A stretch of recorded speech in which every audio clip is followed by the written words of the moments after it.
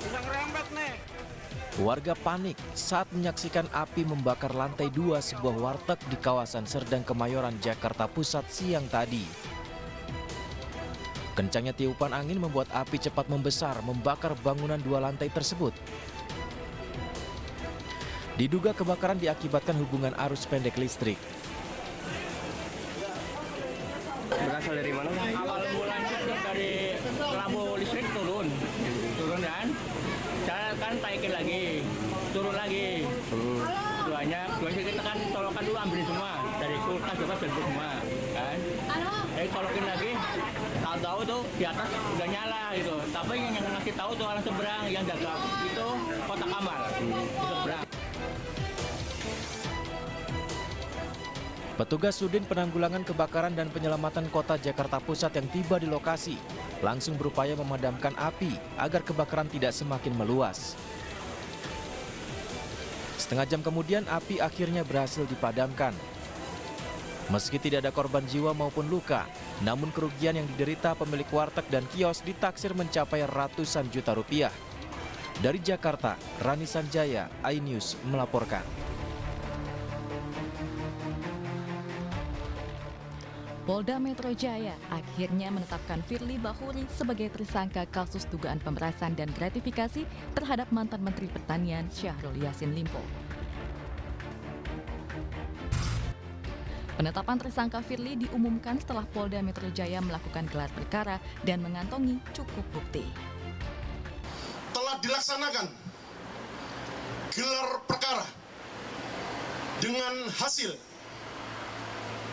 ditemukannya bukti yang cukup untuk menetapkan saudara FB selaku Ketua KPK RI sebagai tersangka dalam perkara dugaan tindak pidana korupsi berupa pemerasan atau penerimaan gratifikasi.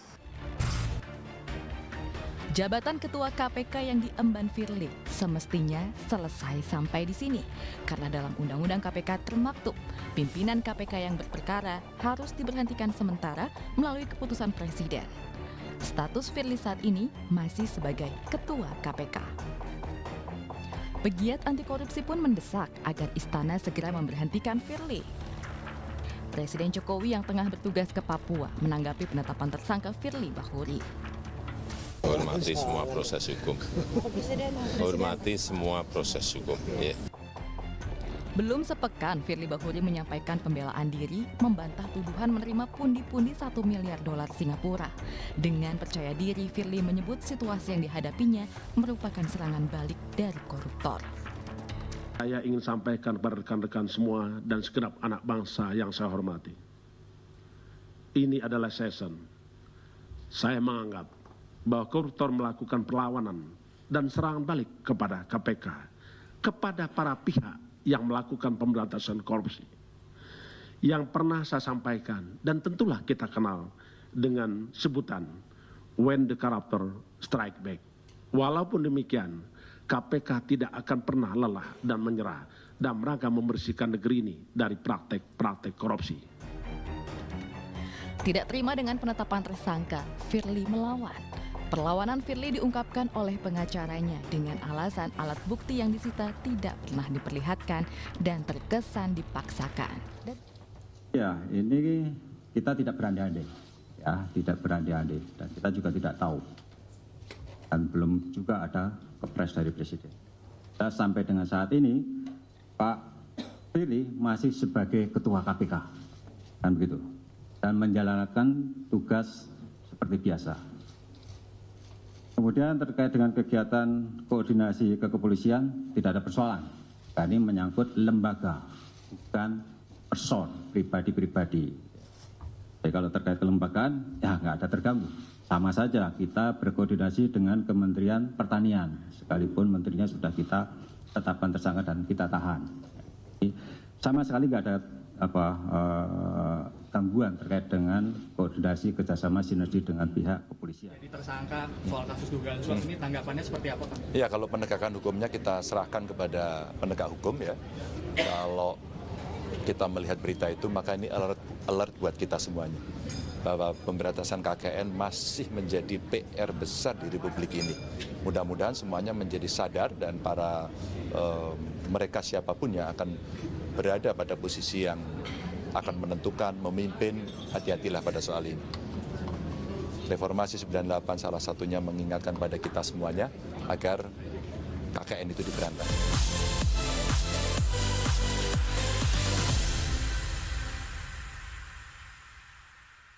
Mengupas makna dan tafsir Al-Quran bersama ulama terkemuka tanah air.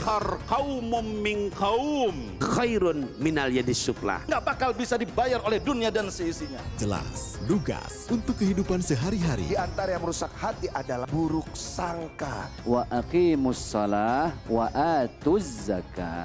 Itu pun sejajar dengan jihad fisabilillah. Cahaya Hati Indonesia, Sabtu dan Minggu pukul 12 siang di iNews. Hadir menemani pagi Anda dengan sajian informasi unik dan menarik. Walabi hutan yang merupakan hewan asli Papua Nugini. Dari Jepang disebut sebagai kare raisu. Menghadirkan bintang tamu yang menginspirasi. Campuran apa ini? Ini lemon. Oh lemon, iya. Kita peras. Itu harus dipotongin dengan dekat bagian mata. Kalau Morning Update, Senin sampai Jumat pukul 7 pagi di iNews.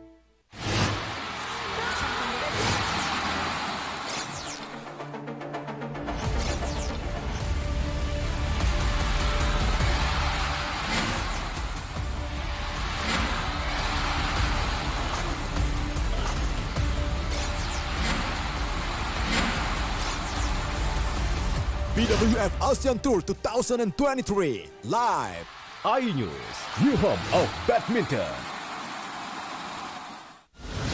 Menyoroti kecurangan. PTS ini bukan soal korupsi. Itu ditemukan, itu fakta yang ditemukan di lapangan. Menyuarakan keadilan. Melarikan diri melalui sungai. Wilayah tidak tersentuh oleh negara. Laporan mendalam dan eksklusif. Saya akan tunjukkan kepada Anda. Mario Dandi, rebutan perempuan, gimana Ken? AB Plus setiap Minggu pukul 8 pagi di iNews. Saya Aiman Wicaksono, saya akan mengupas tuntas malam ini. Saya mendapatkan kesempatan secara eksklusif. Bismillah, walaupun itu teman. 4 miliar dalam 1 jam itu nggak sulit. Betul. The Prime Show with Aiman setiap Rabu pukul 8:30 malam. Saya Prabowo Revolusi, kita berbagi cerita. Rupanya konspirasi itu ini. Oh iya. Apakah jadi capres? Kita setuju. Sebetulnya saya ini untuk menjadi presiden, saya harus siap. Konspirasi Prabu setiap Rabu pukul 9:30 malam.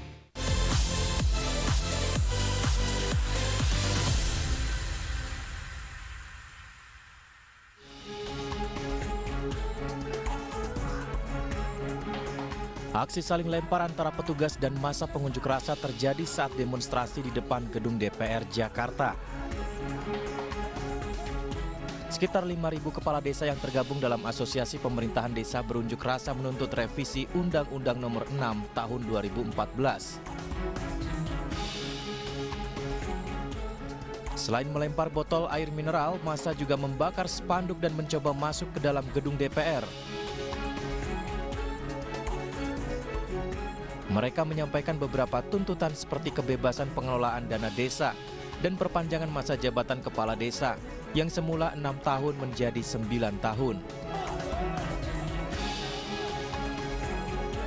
Kita merasa bahwasanya selama 9 tahun ini hampir 1 dekade amanat undang-undang desa belum juga diberikan seutuhnya kepada negara. Belum diberikan seutuhnya kepada kami dari pemerintah. Maka dari itu pada prinsipnya kami berdiri di sini untuk menuntut, satu, diberikannya kedaulatan dalam mengelola dana desa kami. Yang kedua, untuk teman-teman kepala desa meminta untuk perpanjangan masa jabatan karena apa? Dinilai dalam 6 tahun belumlah cukup untuk mengatasi segala hal yang ada di desanya. Akibat unjuk rasa, polisi melakukan pengalihan arus lalu lintas di sekitar Semanggi arah ke Selipi.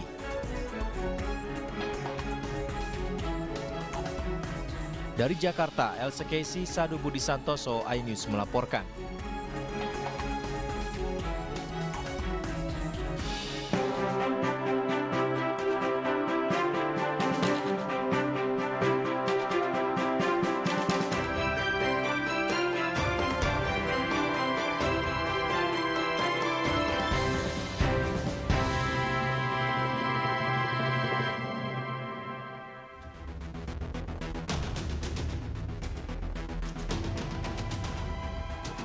Acara silaturahmi nasional perangkat desa yang dihadiri oleh Prabowo Gibran berbuntut panjang.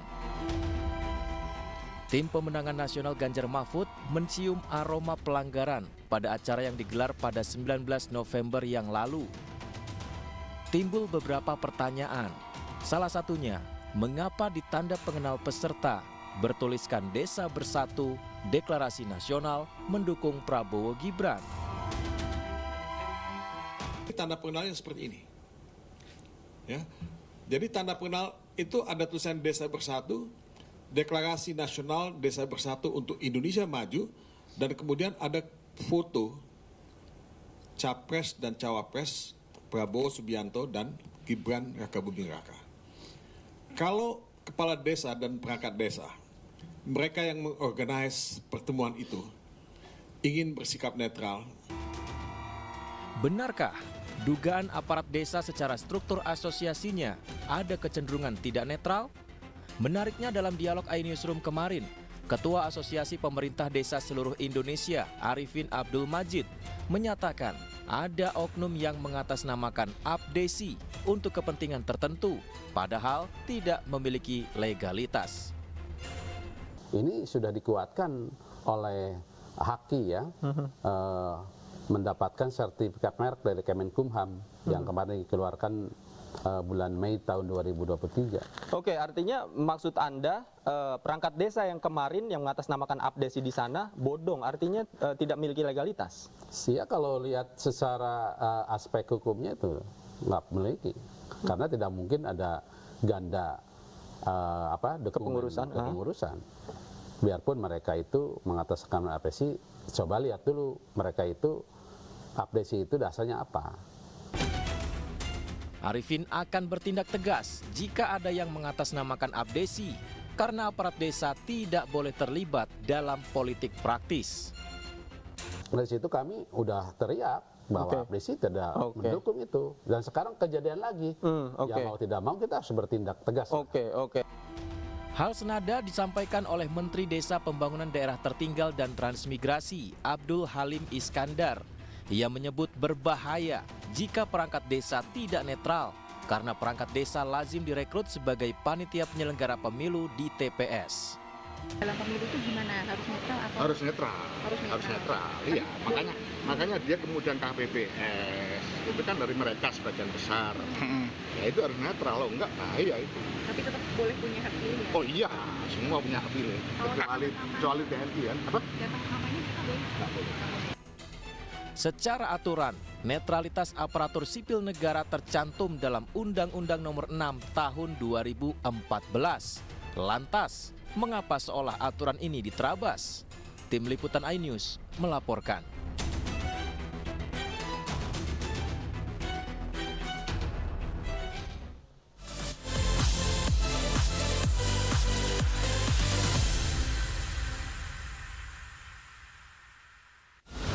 Menyoroti kecurangan. PTS ini bukan soal korupsi. Itu ditemukan, itu fakta yang ditemukan di lapangan. Menyuarakan keadilan. Melarikan diri melalui sungai. Wilayah tidak tersentuh oleh negara. Laporan mendalam dan eksklusif. Saya akan tunjukkan kepada Anda. Mario Dandi, rebutan perempuan, gimana Gen? AB Plus setiap minggu pukul 8 pagi di iNews. Saya Aiman Wicaksono. Saya akan mengupas tuntas malam ini. Saya mendapatkan kesempatan secara eksklusif. Bismillah, walaupun itu teman. 4 miliar dalam 1 jam itu nggak sulit. Betul. The Prime Show with Aiman setiap Rabu pukul 8:30 malam. Saya Prabowo Revolusi, kita berbagi cerita. Rupanya konspirasi itu ini. Oh iya. Apakah jadi capres? Kita setuju. Sebetulnya saya ini untuk menjadi presiden, saya harus siap. Konspirasi Prabu setiap Rabu pukul 9:30 malam.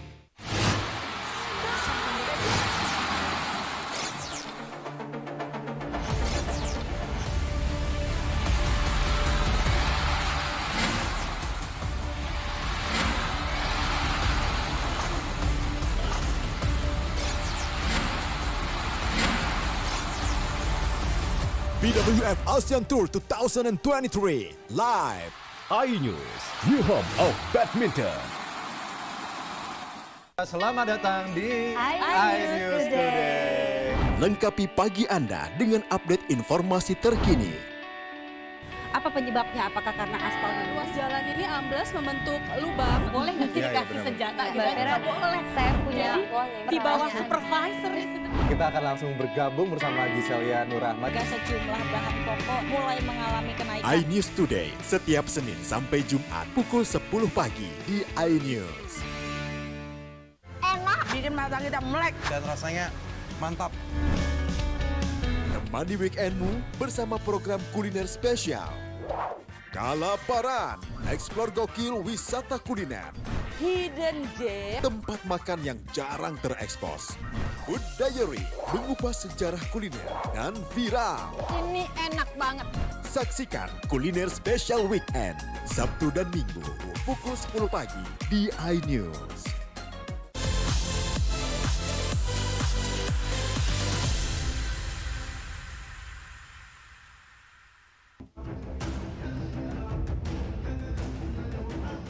Putusan MK mengenai persyaratan Capres dan Cawapres beberapa waktu lalu masih menjadi kontroversi di publik karena dianggap mencederai hukum dan demokrasi di Indonesia.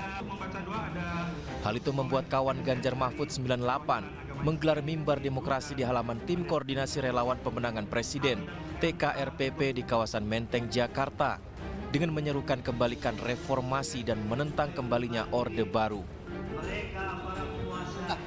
Orde Baru yang mulai bangkit lagi, kami sejak Orde Baru itu banyak hal yang kita lawan, terutama adalah mengenai dufungsi TNI yang ini ternyata sudah mulai dihidupkan kembali.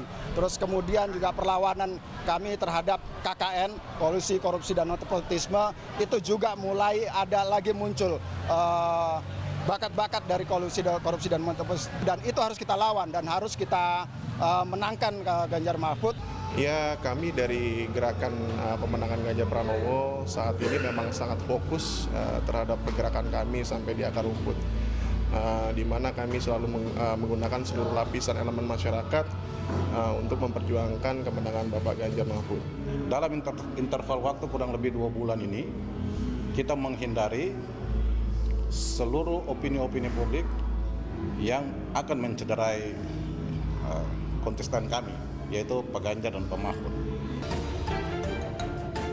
Melalui mimbar demokrasi ini, kawan Ganjar Mahfud 98 hendak mengedukasi dan mengajak rakyat Indonesia untuk kembali ke reformasi 1998 dan menolak neo-orba untuk keberlangsungan pemilihan pemimpin Indonesia yang jujur, terbuka, dan adil.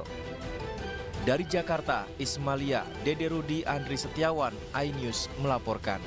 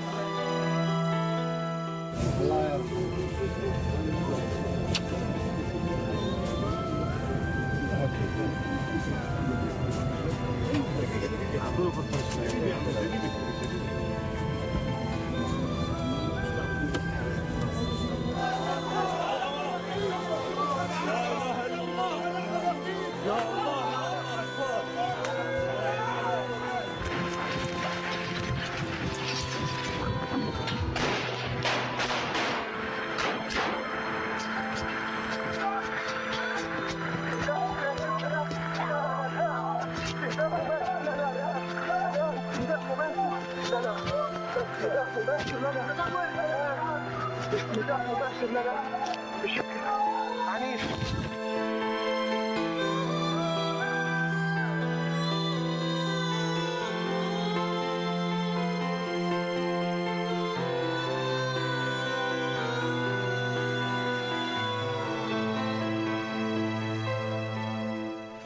Israel mengumumkan menunda gencatan senjata dengan Hamas dan pembebasan para sandera yang semula diwacanakan berlangsung Kamis pagi.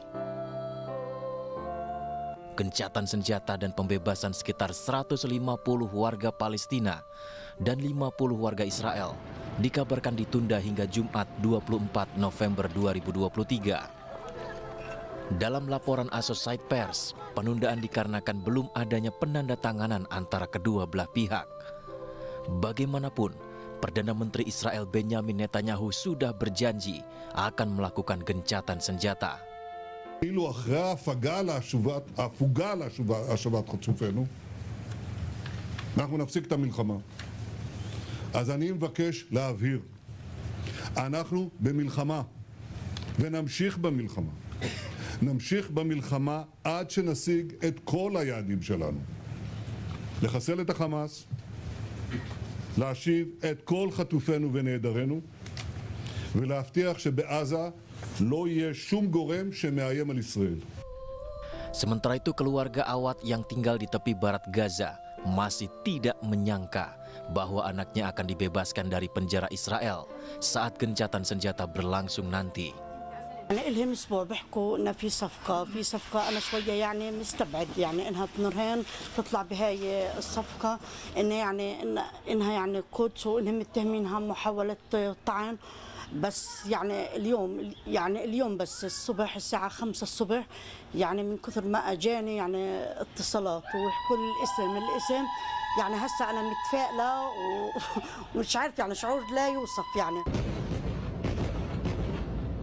Saat ini secara keji, Israel masih membombardir Gaza hingga menewaskan dan melukai warga Palestina. Serangan Israel menghujani wilayah Deir el-Balah dan kamp pengungsi di kawasan Gaza Tengah. Memasuki minggu ke-7 sejak serangan Israel pada 7 Oktober lalu, warga Palestina yang meninggal telah mencapai lebih dari 14.000 jiwa. 6.000 diantaranya merupakan anak-anak.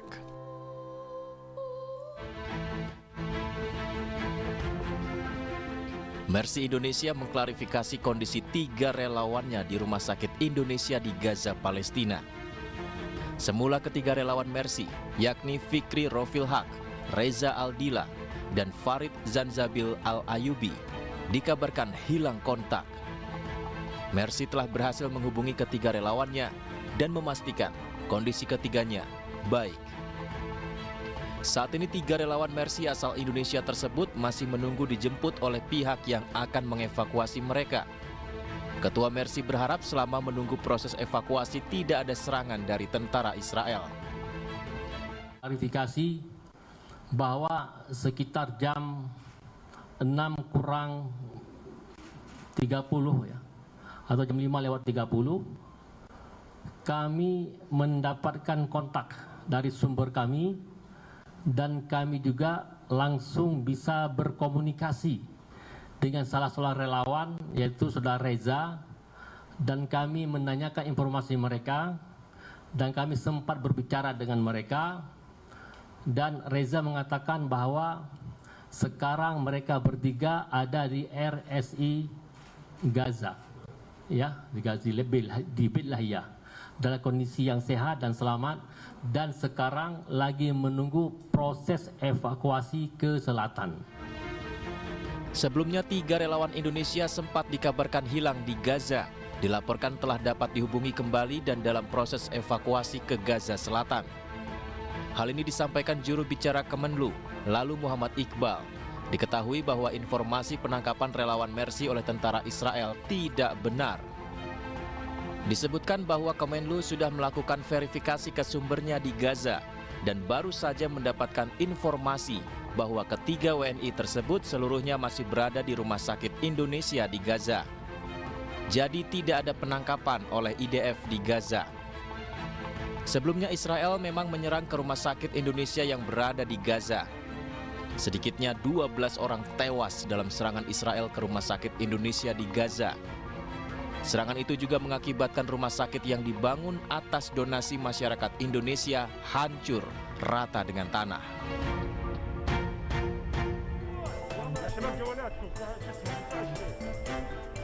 Lebih dari 100 jenazah dikuburkan pada hari Rabu di kuburan massal di Khan Yunis, Gaza. Sebuah truk besar membawa 111 jenazah dari berbagai daerah di utara Gaza termasuk rumah sakit Al-Shifa. Sebuah buldoser menggali kuburan massal yang sangat besar dan pekerja medis serta lembaga amal wakaf membawa jenazah ke kuburan lalu melakukan doa pemakaman.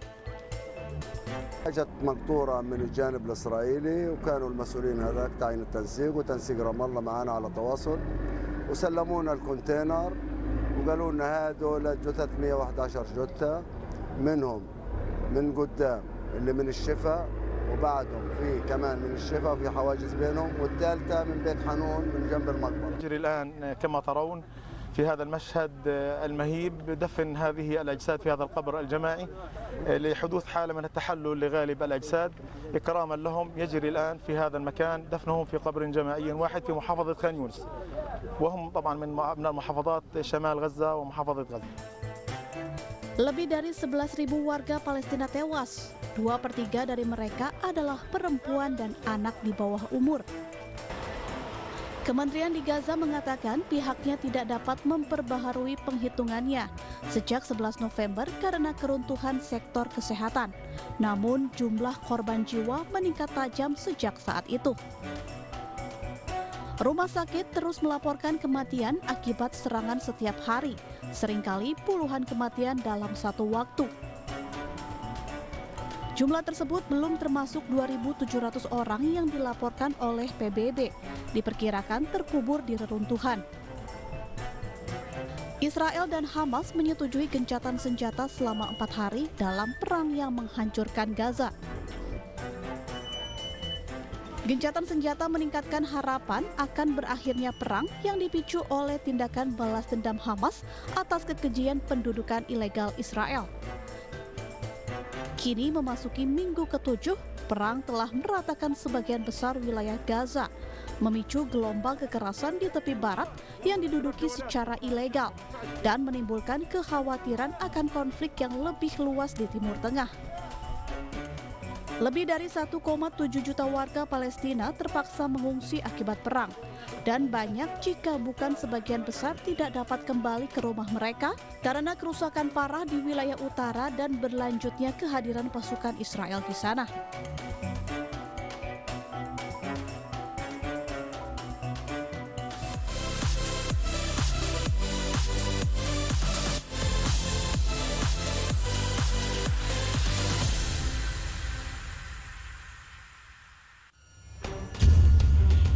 Saya menerima 27 miliar. Yang menghina saya, mencaci maki saya. Hukum di negeri ini yang kalau nggak dikawal penipuan dan ilegal berkedok rumah kasus mega korupsi dipicu terkait masalah. Jangan bilang Anda tidak tahu karena kami sudah memberitahukannya. iNews File Sabtu dan Minggu pukul 9 pagi.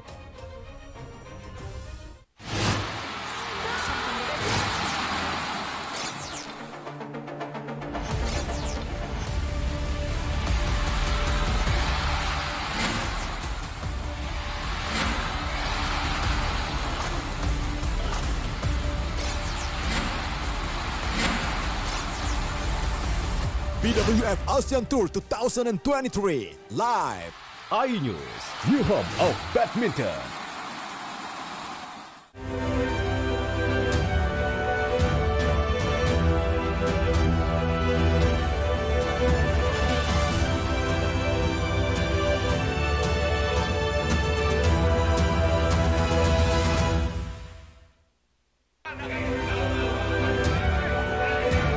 Rakeprov KONI Sumsel berlangsung ricuh.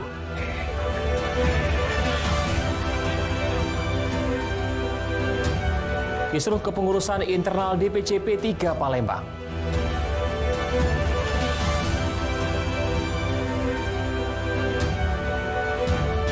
warga terima bantuan dampak El Nino.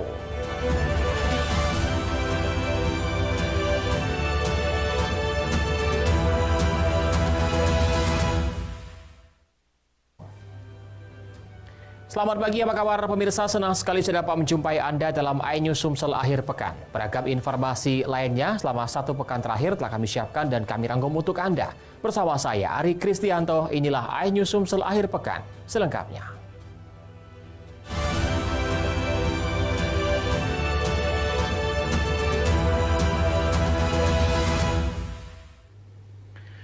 Kita awali informasi pada pekan hari ini pemirsa. Rapat kerja Provinsi KONI Sumsel yang membahas tata tertib pemilihan calon ketua umum KONI Sumsel berlangsung ricuh. Munculnya usulan kontribusi pencalonan harus menyetor uang pendaftaran sebesar 500 juta rupiah.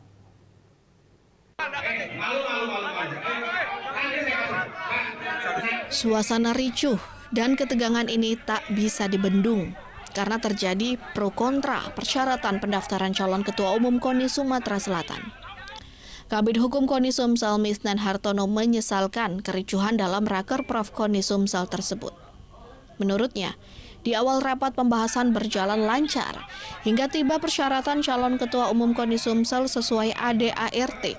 Harus dibumbui usulan jika para kandidat calon ketua umum harus berkontribusi untuk KONI Sumsel. Awalnya diusulkan 300 juta rupiah hingga berkembang menjadi 500 juta rupiah. Selain itu, kandidat juga harus mengantongi 30% suara dari seluruh cabur dan perwakilan KONI kabupaten kota di Sumsel. Poin kontribusi inilah yang menjadi pemicu kericuhan. Beruntung dapat dikendalikan. Namun ternyata usulan kontribusi ini tetap diketok palu oleh pimpinan sidang. Misnan berharap keputusan ini menjadi perhatian KONI Pusat agar tidak terjadi presiden buruk bagi organisasi KONI. Tidak lama dari demikian muncul lagi di angka 500 juta. Ini yang saya sampaikan selaku saya Kabid Hukum. Saya melihat proses ini di luar aturan ADART yang disahkan oleh KONI. Nah, sehingga ini terjadi proses gaduh. Pemilihan Ketua Umum KONI Sumsel direncanakan berlangsung 29 November mendatang. Nama-nama kandidat mulai bermunculan, antara lain Bupati Pali Heri Amalindo, anggota DPR RI Yulian Gunhar, dan Ketua Umum Pemprov Usyu Indonesia Sumsel M. Asrul Indrawan. Dari Palembang, Bambang Irawan iNews melaporkan. Para kader kepengurusan DPC Partai Persatuan Pembangunan Kota Palembang mengajukan tuntutan ke Pengadilan Negeri Palembang karena tidak setuju atas penunjukan Ketua DPC Kota Palembang secara langsung oleh PLT DPW Partai Persatuan Pembangunan.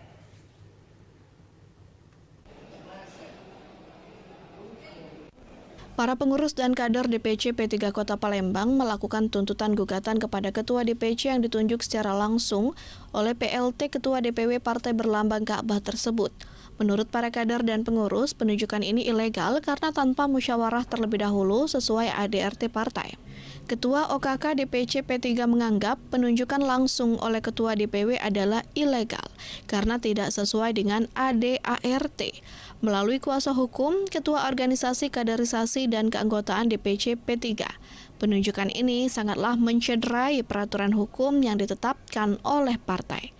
Sebelum melakukan gugatan ke Pengadilan Negeri Palembang, pengurus telah melayangkan gugatan secara internal. Mahkamah Partai DPP Partai P3 yang telah melaksanakan muktamar dan memutuskan mengabulkan gugatan. Namun PLT DPW P3 tidak melaksanakan keputusan dari pusat dan menunjuk Ketua DPC Palembang tanpa melalui musyawarah. Padahal, ketua harus dipilih melalui musyawarah cabang untuk melakukan pemungutan suara langsung.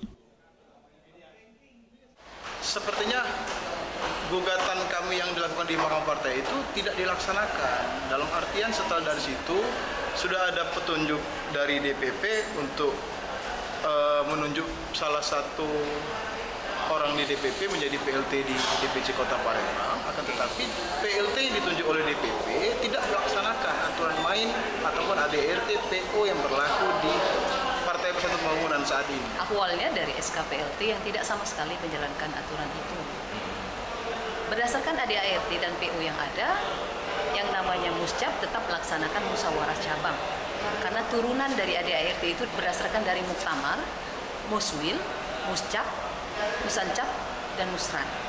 Jadi kalau ketua tanpa pemilihan, ketua tanpa adanya permusyawaratan, itu namanya ilegal.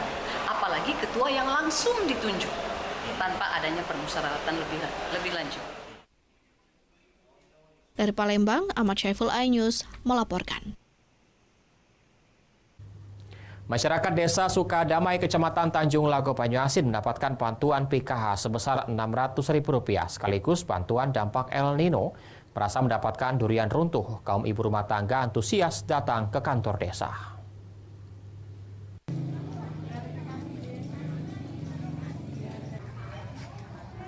Para ibu rumah tangga antusias datang ke kantor desa untuk mendapatkan dana bantuan langsung tunai, pendamping keluarga harapan dari pemerintah pusat.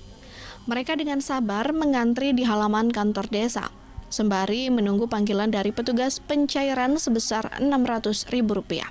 Tak hanya bantuan PKH, masyarakat juga mendapatkan bantuan dampak El Nino yang akan masuk ke rekening masing-masing sebesar Rp400.000 secara bergelombang. Warga merasa sangat terbantu sekaligus berharap bantuan terus berkelanjutan karena sangat dibutuhkan, membantu meringankan kondisi ekonomi yang dirasakan semakin sulit dalam beberapa bulan terakhir ini. Ada bantuan dampak El Nino.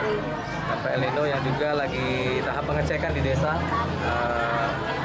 Dan sebagian sudah masuk dampak El Nino tadi di masyarakat ya, oleh karena masyarakat kita yang mendapatkan KPM Rastra dan PKH, dan ada satu lagi yang pada saat ini baru dicek yaitu dampak El Nino. Pak, ada bantuan kayak gini, banyak terima kasih. Ini selama-lamanya ya Pak ya. Dari Banyuasin, Ahmad Syaiful, iNews melaporkan. Reses DPRD Dapil 3 masa persidangan 3 tahun 2023. Informasi akan kami hadirkan sesaat lagi.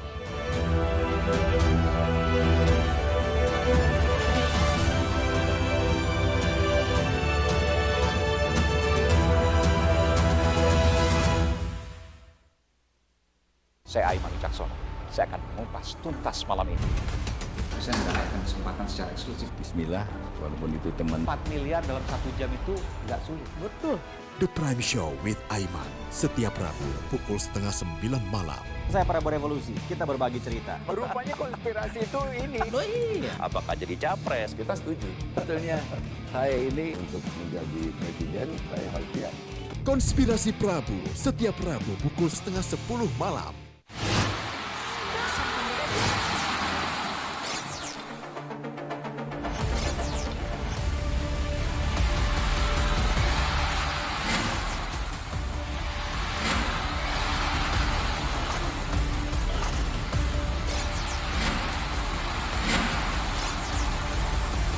BWF ASEAN Tour 2023 live.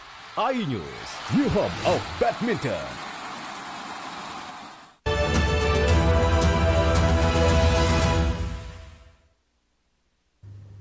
Pemirsa, mengawali reses perdana dan perorangan untuk masa persidangan 3 DPRD Kota Palembang, Azano Getar Nusantara, Wakil Ketua DPRD Kota Palembang yang membidangi Dapil 3, turun langsung menjemput aspirasi masyarakat. Permasalahan lampu jalan menjadi prioritas untuk segera dilakukan perbaikan.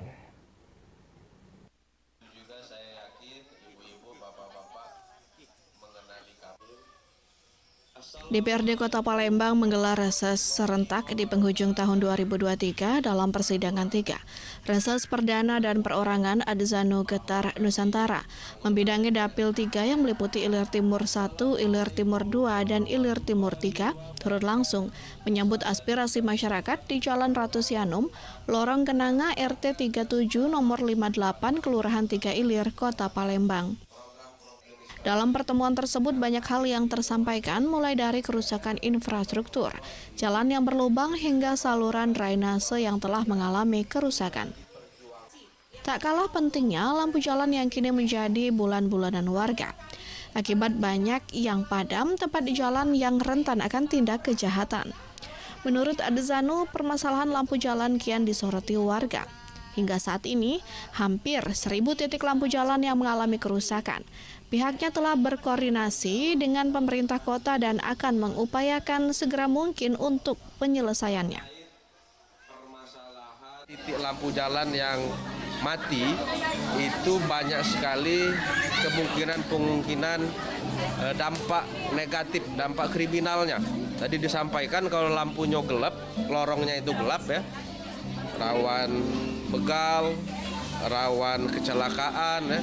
Nah ini sehingga harus kita tindak lanjuti dengan cepat ya. Tentu dengan bertemu secara langsung dengan masyarakat, pesan-pesan ataupun saran-saran dari masyarakat ini bisa langsung sampai dengan kami. Dengan bertemu secara langsung kepada masyarakat, pesan-pesan yang tersampaikan dapat dibahas segera dengan pemerintah Kota Palembang sehingga segera ada solusi bagi masyarakat. Dari Palembang, Erwin Setiawan, iNews melaporkan. Di penghujung tahun 2023 untuk masa persidangan 3, DPRD Kota Palembang menggelar reses serentak tersebar di seluruh kecamatan yang ada di Kota Palembang. Mengawali reses perdana, DPRD Dapil 4 turun langsung mendengarkan aspirasi masyarakat di kantor Camat Sako. Dari survei terakhir kami ini ada di angka 100, yang mana juga DPRD Kota Palembang menggelar reses serentak di penghujung tahun 2023. Dalam masa persidangan 3, mengawali reses perdana di hari Rabu 23 November 2023, DPRD Dapil 4 yang meliputi Kecamatan Sako, Kalidoni, dan Sematang Borang, wakil rakyat turun langsung bertemu masyarakat. Adapun anggota DPRD yang berkesempatan hadir pada reses kali ini yakni Ketua Dapil, Duta Wijaya Sakti dari Partai PDIP, Pebi Anggi Pratama selaku Sekretaris Dapil 4 dari Partai Golkar, Patra Wibowo dari Partai Gerindra, dan Ruspanda Karibullah dari Partai PAN. Dalam pertemuan tersebut, aspirasi masyarakat pun telah tersampaikan dengan baik seperti lampu jalan, kerusakan jalan, normalisasi saluran, antisipasi tumbangnya pohon-pohon tua di musim penghujan, serta sampah dan lampu penerangan jalan. Akan tetapi yang menjadi prioritas dalam waktu dekat yakni normalisasi saluran dan pemangkasan pohon-pohon tua, mengingat saat ini Kota Palembang memasuki musim penghujan. Semoga apa yang menjadi harapan masyarakat ini dapat kita realisasikan secepatnya, jadi tidak menimbulkan musibah ataupun permasalahan di dalam perjalanan menjelang akhir tahun ini. Tadi masalah daya tampung sekolah dasar yang tidak cukup, dan itu terjadi di hampir setiap daerah, tiap dapil maksud saya. Tapi itu nanti kami akan atasi dengan adanya regrouping sekolah-sekolah di wilayah Kota Palembang yang masih sangat minim minat yang masuk ke sana. Nanti akan kita pindahkan dengan tidak menambah sekolah baru. Permasalahan warga yang tersampaikan secara langsung pada reses kali ini menjadi masukan penting bagi Dewan untuk dituntaskan secara konkret dengan pemerintah Kota Palembang. Dari Palembang, Erwin Setiawan, iNews melaporkan. Partai Perindo Sumsel optimis meraih kemenangan pada pemilu 2024 mendatang. Target semua dapat kursi di masing-masing DPR RI, provinsi hingga kabupaten kota. Pemilih cerdas pastikan pilih Perindo untuk Indonesia sejahtera.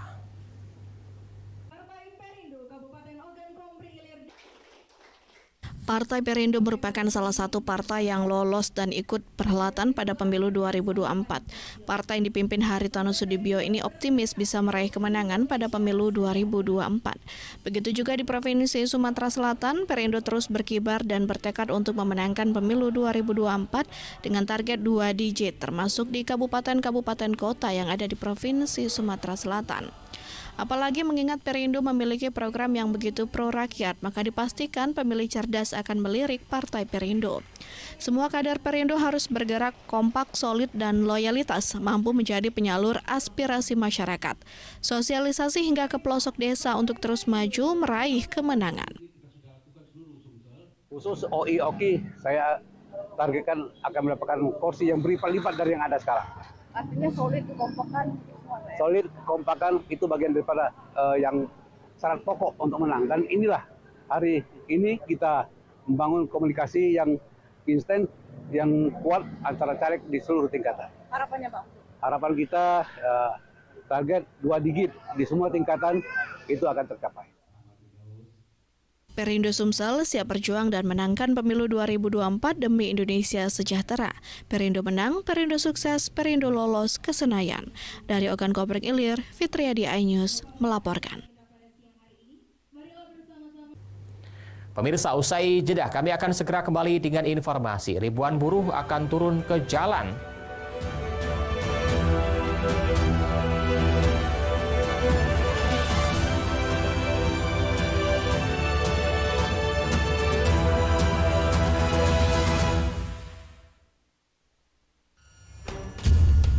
Tuduhan saya menerima 27 miliar. Yang menghina saya, mencaci maki saya.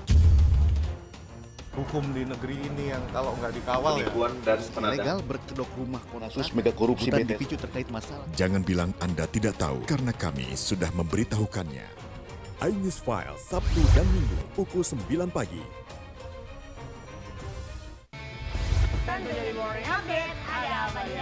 Hadir menemani pagi Anda dengan sajian informasi unik dan menarik. Warabi hutan yang merupakan hewan asli Papua Nugini. Dari Jepang disebut sebagai kare raisu. Menghadirkan bintang tamu yang menginspirasi. Campuran apa ini? Ini lemon. Oh, lemon. Iya. Kita peras.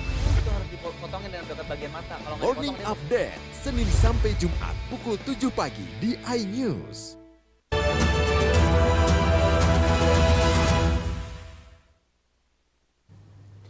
Pemerintah Provinsi Sumatera Selatan akhirnya mengumumkan kenaikan upah minimum provinsi sebesar 1,55% atau sekitar Rp52.000 dari tahun 2023. PJ Gubernur Sumatera Selatan Agus Fatoni menyebutkan penetapan UMP 2024 sudah sesuai peraturan pemerintah nomor 51 tahun 2023 tentang pengupahan.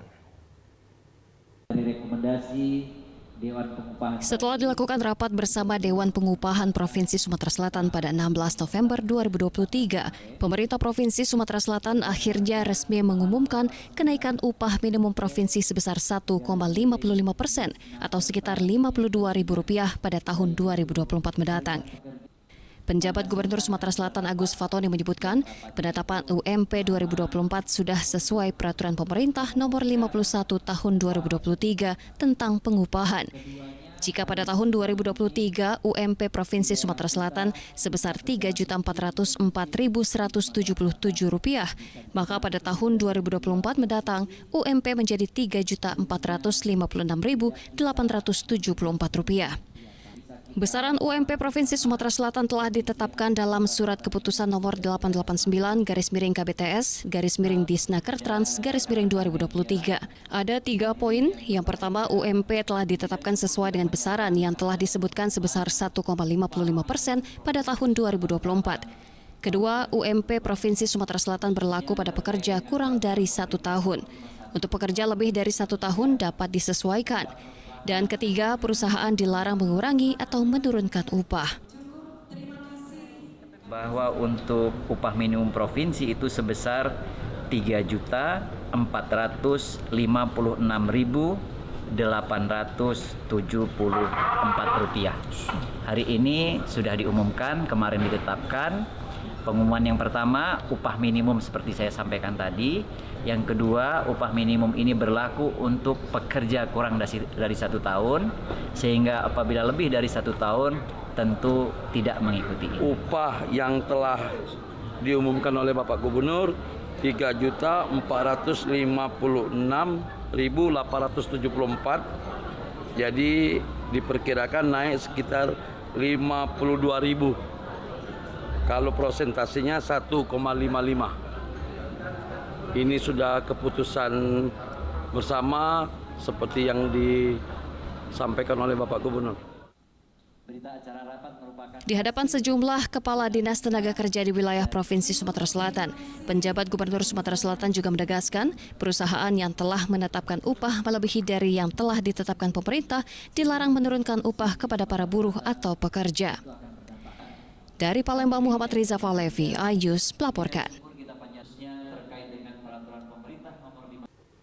Menyikapi kenaikan pengumuman UMP Sumatera Selatan sebesar 1,55%, Serikat Buruh akan turun ke jalan melakukan aksi unjuk rasa menyampaikan penolakan terhadap keputusan UMP tersebut.